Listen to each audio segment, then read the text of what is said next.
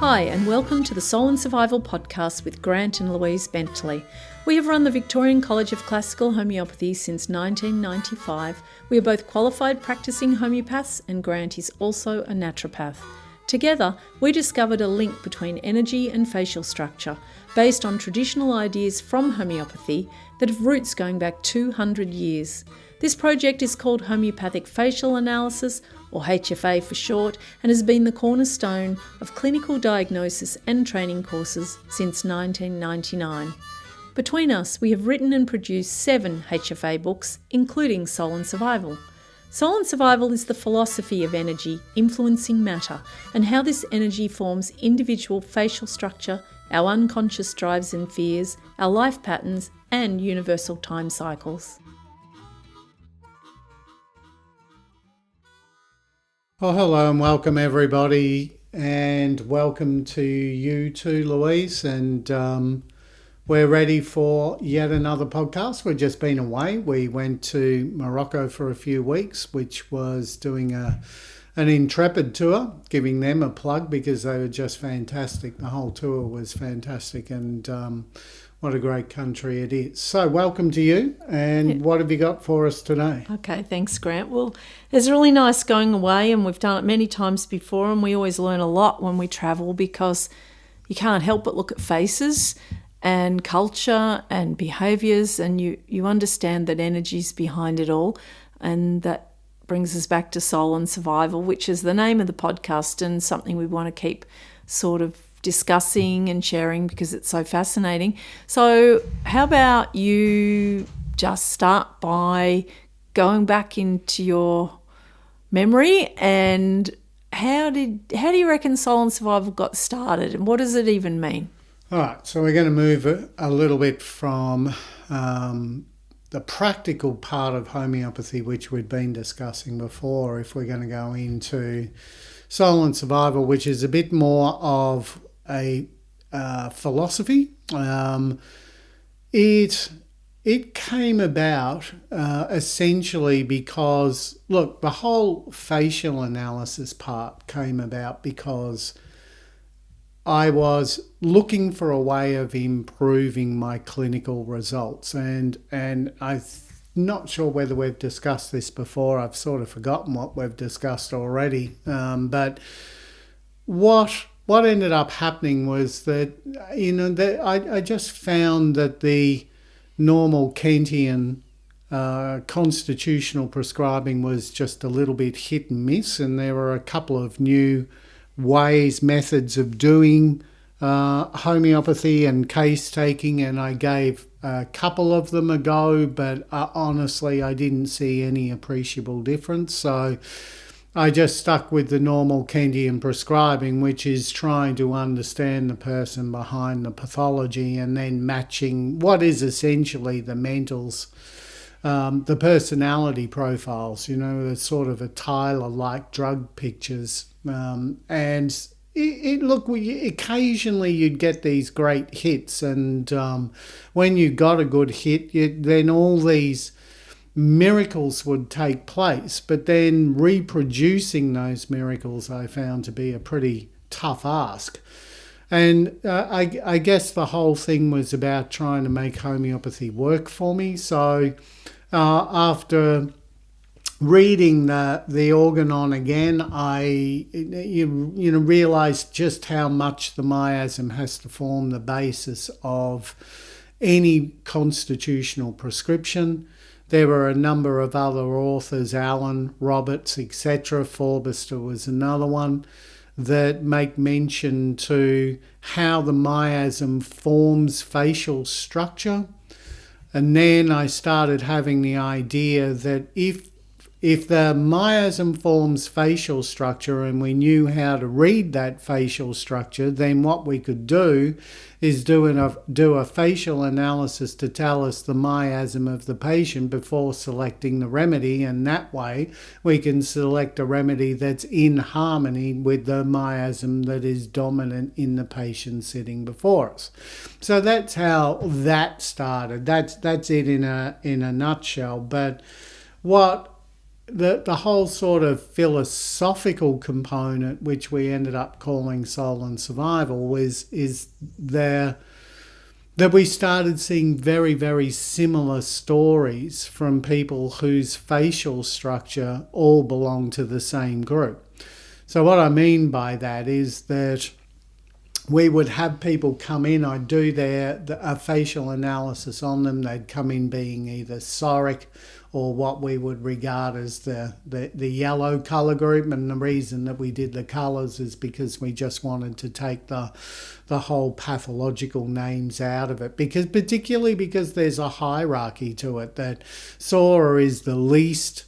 there was. Well, there was. Well, there still is. If you don't do this model, there still is. I mean, it's. But that doesn't mean that it is. It's a perception. No, it's not. It's not true at all. In fact, look, that whole sort of hierarchical business that SORA is functional only. Although I don't see how you have a remedy like Sulphur, which has ulcerations of the bone and degeneration of the spine, and that's meant to be functional only. I don't get that. So, I mean, you only have to look at that quote-unquote Prince of Psorics to understand how deep SORA goes. So how we twisted that from being, something that has a very severe pathology into something that has virtually nothing but a functional disorder but no depth of pathology, I have absolutely no idea. I think when I think about it, when you're talking, I think it's because there's always this thing that everything's black and white.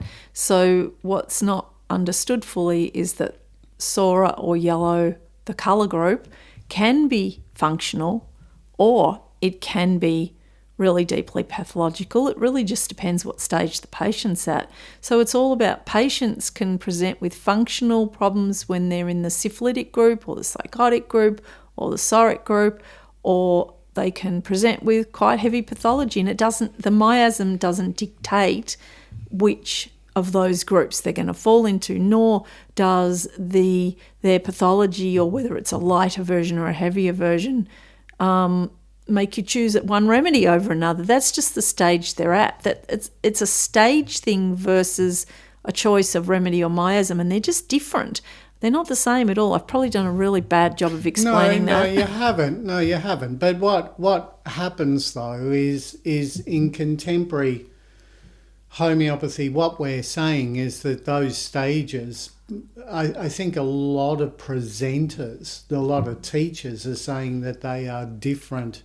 Those stages are the beginning of a next layer of the miasm. So what they're saying is that even though SORA is a psoric remedy, or dominantly a psoric remedy, when it enters into a stage of inflammation, then we're going into the psychotic stage, and then when it goes into the degeneration, then it's going into the syphilitic stage of that remedy. But when the thing that got me, it still gets me about that, is that that's not what Hahnemann says at all, actually. He talks about there are anti-psoric remedies, anti-syphilitic remedies, and anti-psychotic remedies. And that means that those remedies are dominant in that miasm, and they fit patients that are also just as dominant. Now, remember, when you're dealing with two different energies in a confined space, this is the organon. But I'm not one of these practitioners, these practitioners that they can just go, all right, this is aphorism 96 and paragraph 3 or what. I can't do that. And because this is spontaneous, there's no rehearsal. I don't know what your question is going to be, and I'm answering this in real time. So what I'm trying to say is I can't do that. I know it's in the organon, but I can't quote you which aphorism it is. But essentially, he talks, or it might even be in chronic diseases, where two chronic diseases in a confined space, which is like the cell, the human body, that two dissimilar energies can't live in the same body at the same time. The stronger will overpower the weaker. And that's what a miasm is. It's a dissimilar energy. One pushes out, one pushes in. You can't get any more dissimilar than that. And so you don't actually, the whole idea of going through phases of one miasm bleeding into another, I have never got that. That, to me, that's completely erroneous, and it's a starting place that will never really bear fruit because its starting place is wrong. And so in summary, you could say that all remedies have from functional to deep pathology within them, more or less. Some will have shown in provings and clinical practice to be more specific to one end of that spectrum than the other, but they pretty much all, if you have a good look at Materia Medica or the provings, you can see all sorts of from functional through to deep pathology in the remedy. You can also see it in the miasm. So the bottom line is the stage you're at has got nothing to do with either. You're looking at something quite different, and you found that via the face and via totality repetrizing.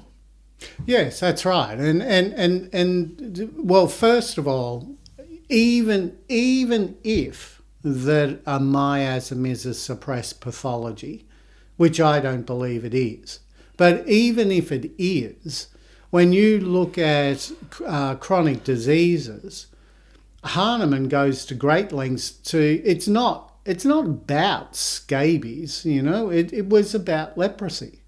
And so if you're looking at Sora as being a sort of a suppressed leprosy, I don't understand how noseless, fingerless people can have functional pathology only. No, it was never right. That sounds pretty darn structural to me. And so, it's... So that when we, just on that, and then I'll get onto the question, but you'll need to remind me because I've gone off track. But I don't even think that whole pathological model is right anyway. This is one of the things that I ended up reaching a conclusion in my mind that the reason why we haven't been able to make the miasms really work on a functional level, a very practical level, on a day-to-day clinical basis, is because the foundation of what we actually even think it is wrong. And so my understanding of when we talk about SORA as pushing everything to the surface, well, that's not in the disease's best interest, by the way. The disease's best interest is to burrow surreptitiously as deeply as it can go and manipulate us around to be self-serving to it, to be thrown to the surface where it can do the least harm. That doesn't make any sense as far as it coming from the function of the disease. Now, I'm not even doubting that that's what SORA is, but what I'm saying is that a psoric person has an immune system, a defense system that is doing the pushing to the periphery. It is a way of defending yourself. It's not the action of the pathology, it's our action of the response to pathology. Makes such a difference, doesn't it? It makes an enormous difference, because when you're talking about looking at a miasm as it is a protective mechanism or a way of dealing with chronic stress as best as it is able, and all of the miasms all have the one function. So when we talk about miasm, we're talking about defense system, or we're talking about it's your not just your immunity, as we'll go into perhaps at a later stage, because there's a lot more to defense than just immunity, but it also includes that. And we got the starting point that we have the vital inner core, and it's going to, your defense system is going to try, and your survival instinct, which is interchangeable terminology with defense, is going to try and protect that vital inner core as best as it possibly can. And the different ways that it does that is what homeopaths of the past have determined they're called the miasms, right? So they're a pathway of defense, even though that's not what Hahnemann said. And I'm not even sure that he was going down that pathway as to that's what he meant, but he didn't get around to saying it. I think he believed in the pathological model, but I think that that's the one area of Hahnemannian homeopathy where he was on the right track in seeing that there are different mechanisms at play, and one is that kind of that centrifugal action of throwing everything to the periphery. The other one is the inflammation, and the third one is more difficult to understand from a Hahnemannian perspective, which is this inward motion of the syphilitic.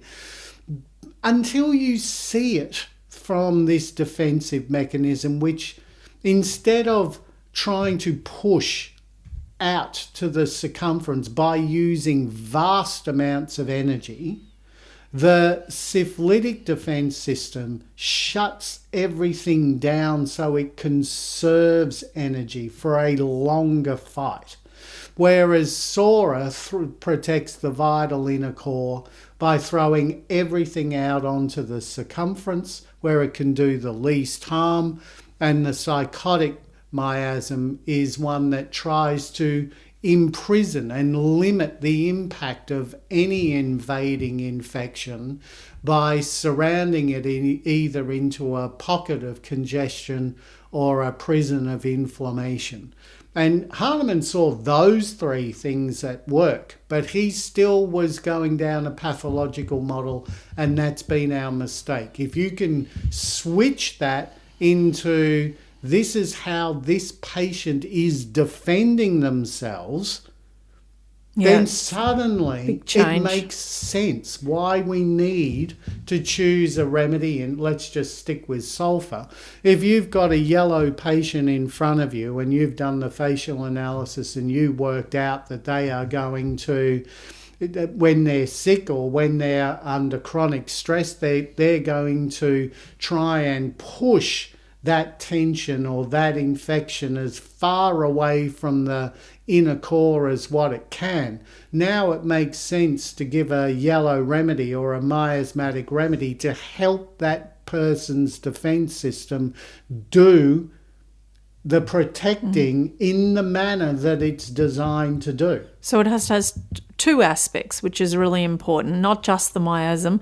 The remedy, just like the person, has a dominant miasm. So sulphur is dominantly soric or yellow. You've got the dominantly soric or yellow patient in front of you.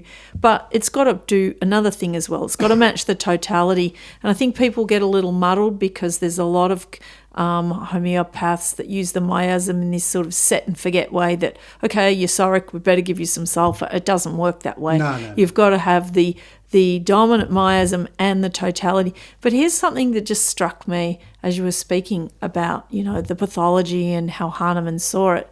What I find really interesting is that, in a way, Soul and Survival took that idea, twisted it around, and still made it work, meaning you have come to see, using history, which is where you're going to go next, as your research ground, you have come to see that there are 7 illnesses, although one of those miasms, it's not as clear what the illness is, but certainly 6 are very clear.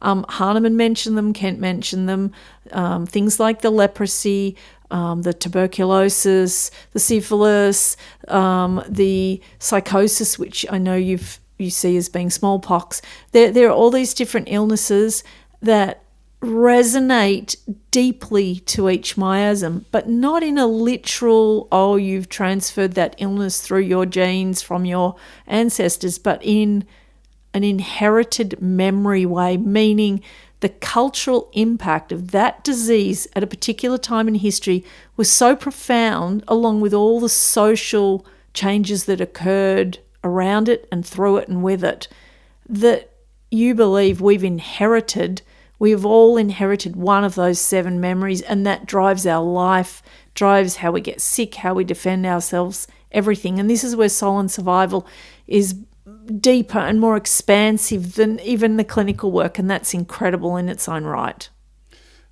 Yeah, well, actually, I wasn't going to go into the history, but I will. It's just that the diseases are so pivotal to the understanding, and yet they're not literal. No, they're not literal. And at this stage, though, in its development, I was thinking that they were literal still. So it's not like all of a sudden you make this break and now the way that you practice and the way that you think is completely different. There's steps that lead you to that difference. And at the beginning, I was still very, when I was writing Appearance and Circumstance, for example, I was very much into the idea that a miasm was an inherited disease. It's part of our DNA, and our job is to eradicate it. But of course, you can't eradicate it, particularly when I started seeing, I guess clinical experience showed me that you can't eradicate it. For example, when you have this sort of, I think it's in the Science of Homeopathy, a Vitulcus book, where he talks about how each set of signs and symptoms will be representative of a particular miasm at its progressive stage. So let's say, for example, that I don't know, I think we used migraines for a while ago, and so I'll just stick with that. So let's just say that somebody has really severe migraines and they come to see you, and you can, I don't really know what miasm he would class migraines under, but let's just say that they are level 6 SORA, right? So we meant to theoretically give a person whatever remedy is indicated in accordance to the signs and symptoms that will automatically match the underlying miasm. And then if we can influence those migraines, then we know we have also influenced the underlying miasm. So this is where we peel off a supposed layer. And once you peel off that layer, and now that person's health gets overall better, so now they've moved from SORA stage 7 out of 10 to, and 0 being no symptoms, right? 10 out of 10 being the worst of all SORA can throw at you. So you give the right remedy that's indicated for the miasms. The migraines are relieved. That means we have automatically peeled off the layer that was causing it in the first place, making that person healthier, so they are now SORA stage 5 or even 4 if we've done a good job. Now, what that also means is that those migraines should never return. Now, here's the sticking point, that they do return. They do return. You can have a person, and this is what I found, was that I can have someone come in, and I remember, I'm glad I chose this as a pathology, because I've got one person that really springs to mind, and she was getting extraordinarily bad migraines on a consistent level, and we had her at a stage where, instead of maybe once or twice even in a week that had her bedridden, that she was not getting a migraine. She went from about once a month, once every 6 weeks, and then one time she didn't have migraine for quite a few months and then came back again. All the migraines starting to come back, full ferocity again, even though I'm still taking the remedy, full ferocity again, and just as frequently. Now, what that theoretically means, if we take that miasmatic peeling off layers model, is that somehow she has got reinfected with Sora stage 7 when she was already down to 5 or 4 or whatever, because of all the work that we've done. Now, that kind of doesn't make sense. And when I spoke to her, and I spoke to what ended up being scores of people after this, I realised the biggest thing when you go through their life, when I would say to them, well, why are these migraines coming back? Has anything changed in your life? And they would say, well, either, I'm making this up, but I'm pregnant again. Or I've just got a new job and the demands are really high. I'm going through a divorce. Some sort of calamity. You would always notice that there was an external reason that was taking this person's energy away from them.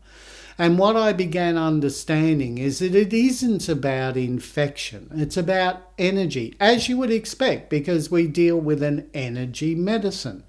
And so essentially, if you imagine every human being to be like a set of old gold weighing scales, then when somebody's energy is depleted on one side, the signs and symptoms start going up. Now, we know this because this is everybody's experience.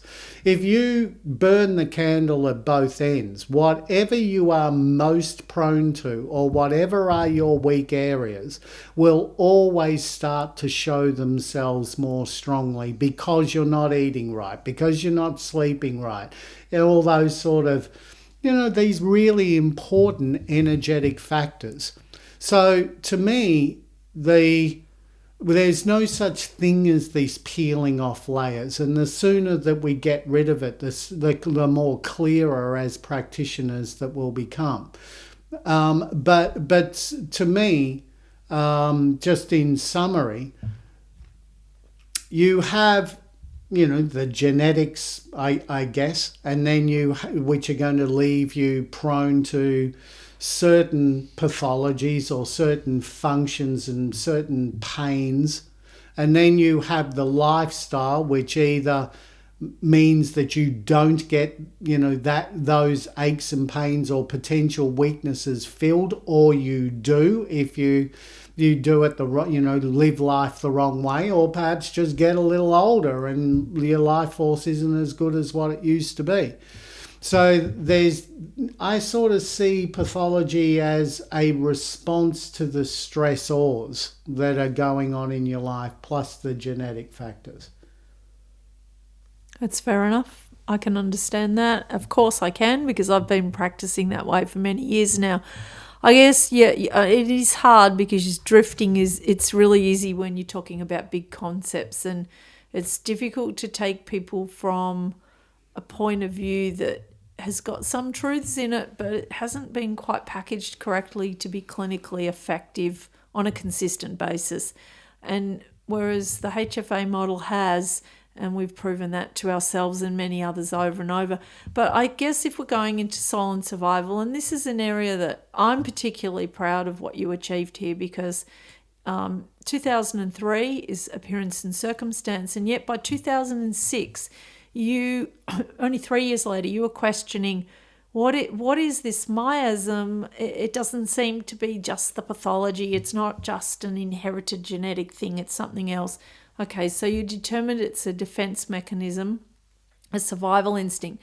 But I'd like you to share that day. I don't know what day it was. I think it was in about 2006, and I'm pretty sure it was a Sunday. And you took out a history book that I know you'd looked at many times over. And you determined you were actually looking for patterns, historical timeline patterns. And I think you took the Rosicrucian idea of, this idea that there's some sort of change every 144 years, but you ironically leveled it out to 150 just to make it more mathematically easy to follow. And you started looking, is there some miasmatic pattern based around that idea? And, you uncovered something in only about 3 hours that became quite profound. Yeah, well, here we're going to move from any semblance of science into mysticism. So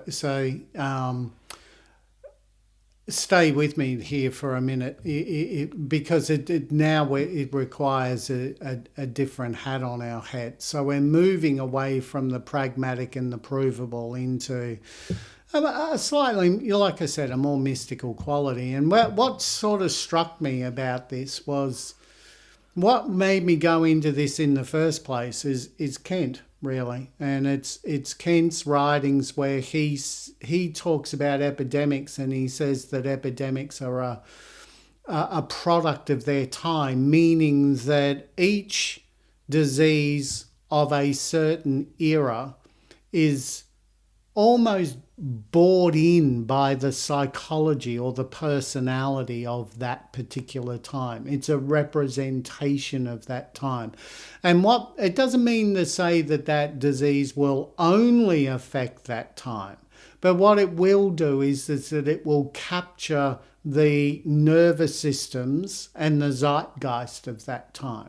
A bit like what cancer does at the moment. Right? Cancer is something that we all fear. It is a huge chronic disease. It's something that strikes fear into every person in every community throughout the world, but it's something that stretches back thousands and thousands of years if you look at the archaeological bones of people. So it's always been around. So I'm not saying that a disease only belongs in one era, or when I say really it's Kent's idea. But what he is saying, though, is that one rises to the fore either because circumstances at that time, the physical circumstances, allow for that disease to become really prominent, like tuberculosis in his day was the number one feared disease, chronic disease we're talking about, not acute. Everything about the miasm is to do with chronic. And so tuberculosis was the most feared of all the diseases of his time. Again, even though tuberculosis has been found in the bones of, ancient human beings. So it's been around for a long time. And then pre that was smallpox and so on. And I thought, well, look, maybe I wonder if you did a history of almost the epidemics. Would you be able to tell, would there be a cycle, a miasmatic cycle that is going through history? Because the type, because Kent is sort of implying that there is, because as one disease rises to the top in the zeitgeist of that time, it's representative of that time. And then that will fade away and another one will come in. And that sort of started me on the idea that maybe the whole planet has a little bit of a miasmatic cycle. Now, I decided to stick with the Rosicrucian mysticism, mainly because I knew that both Kent and Hahnemann had studied it. Kent was more a Swedenborgian than a Rosicrucian, but certainly we know that Hahnemann was in the in that Rosicrucian and Freemason library, which I think we've spoken about before. But Kent was very familiar with it too. I mean, Kent was quite a mystic. If you read his lesser writings, his mystical writings are actually quite profound. But so I decided to stick with that as a model. And one of the things that it says in Rosicrucian mysticism is that the human being reincarnates approximately every 144 years. Now, there had been I'm also very interested in hypnosis as a therapy and what it allows for people. And I know that there had been people in the war, for example, fighter pilot, little kids that can remember being a fighter pilot, other kids that can remember being hunted down. So, and this was in a much shorter time frame of 144 years. But I thought to myself, I wonder whether or not that 144-year cycle would apply roughly to the Earth, rather than, if it doesn't apply to the human being, is it possible that it could apply to the Earth? And in which case, what you will find, in accordance to Kent, is that every time you go back approximately 100, well, I make it 150 years because I'm terrible at maths and it's just a lot easier. It works. Yes, it does. And what you should do is you should see that there is a different epidemic pathology that is capturing the immune systems as well as the zeitgeist and nervous system of the world at that particular time. And sure enough, there is. Just as cancer is the one of modern times, cancer and diabetes, which are both, they're the two sides of the same coin. If you read Forbuster, he says that they're one's just, pretty much the same as the other, really.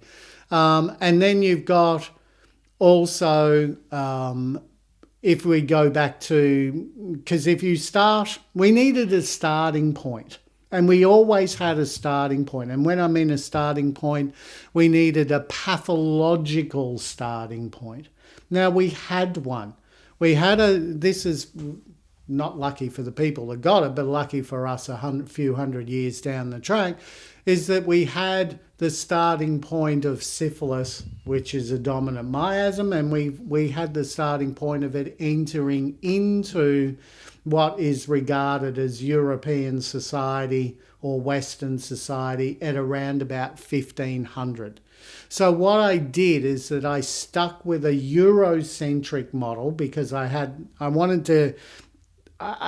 want to sort of swap the dynamics around. So I had syphilis at 1500 entering into Europe. So essentially what you could do is you could go 150 years either forward or backwards, and you should find that there should be an epidemic. So if I went backwards, for example, I'd go back to 1350 up to 1500, then we find that in 1348, that's exactly when the Black Death enters Europe. So we've got ourselves a new plague all of a sudden. A previous plague. Yeah, but what I mean is that if we have got a different plague. Yeah, it's quite different. We've got a different plague and it dominates the world. And then if we go back another 150 years, we go to 1200 up until 1350 when the Black Plague enters Europe. We get this incredible surge in leprosy. And that surge in leprosy dies a natural death just before the Black Death enters Europe. It actually becomes the most fascinating aspect of history to have a look at. And, it's there for everybody. Have a look and have a look at the history of leprosy from, say, 1200 to 1350. There were 1,000 or more lazarettos just in France alone. And then by around about 1350, there's a half a dozen people in them. And yet there's thousands of them in say 1250, and then it just dies its own natural death. So these things have their cycle, and what we can also learn from that is that if we can equate, which we did end up doing, if you equate the disease pathology of that time, it should be an indicator of what colour group that you're in. For example, as I said, that the leprosy is always been associated with Sora. So now we had 1500 to 1650 we know is going to be that what we call the blue group, or that syphilitic miasm, because it's the syphilitic epidemic. We know that 1200 to 1350 is going to be a yellow or soric period of time. So Kent was right. These things, the earth moves in a cycle. It moves from one colour group to another. Now, what becomes really important in that is because, and this is where I've often said to you, you know, homeopathy gives you all your answers to everything. Because what happens there is that succussion, homeopathy works by the potentization is dilution and succussion. So we have to work out what it succusses. You know, and what it succusses is the emotion of that event.